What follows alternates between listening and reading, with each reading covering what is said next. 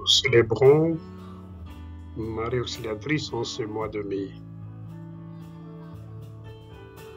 Là, nous sommes à la neuvaine. Marie, modèle de foi. Bienheureuse celle qui a cru. L'acte premier et fondamental pour devenir demeure de Dieu et pour trouver ainsi le bonheur définitif.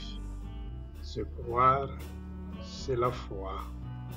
La foi en Dieu, la foi en ce Dieu qui s'est montré en Jésus-Christ. Croire, ce n'est pas ajouter une opinion à d'autres. C'est la conviction, la foi que Dieu existe et que ce n'est pas une information comme les autres. Il y a de nombreuses informations dont il nous importe peu qu'elles soient vraies ou fausses et ne changent pas notre vie.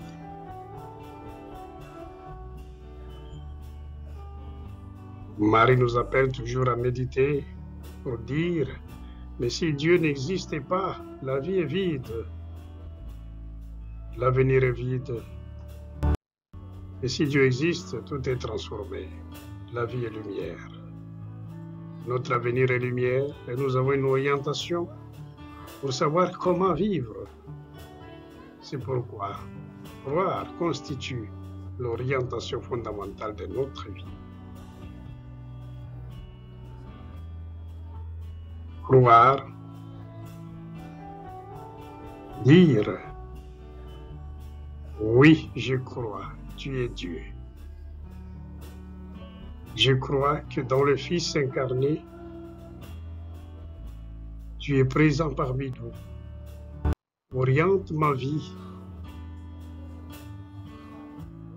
Il me pousse à m'attacher à Dieu, à m'unir à Dieu, et ainsi à trouver les lieux où vivre et la manière de vivre. Et croire n'est pas seulement un type de pensée, une idée ou une manière d'agir, c'est une manière de vivre. Croire signifie suivre la trace qui nous est indiquée par la parole de Dieu. Marie, en plus de cet acte fondamental de la foi, qui est un acte existentiel, une prise de position pour toute la vie, ajoute une autre parole. Sa miséricorde s'étend sur ceux qui les craignent. Elle parle avec toute l'écriture de la crainte de Dieu. Il s'agit peut-être là d'une parole que nous connaissons peu et que nous n'aimons pas beaucoup. Mais la crainte de Dieu n'est pas l'angoisse, c'est toute autre chose.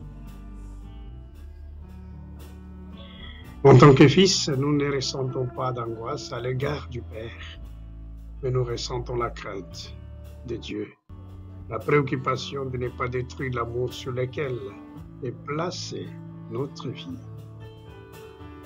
La crainte de Dieu est ce sens de la responsabilité que nous devons ressentir, la responsabilité de la portion du monde qui nous est confiée dans notre vie, la responsabilité de bien administrer cette part du monde et de l'histoire que nous sommes et de servir ainsi à la juste édification du monde, servir à la victoire du bien et de la paix.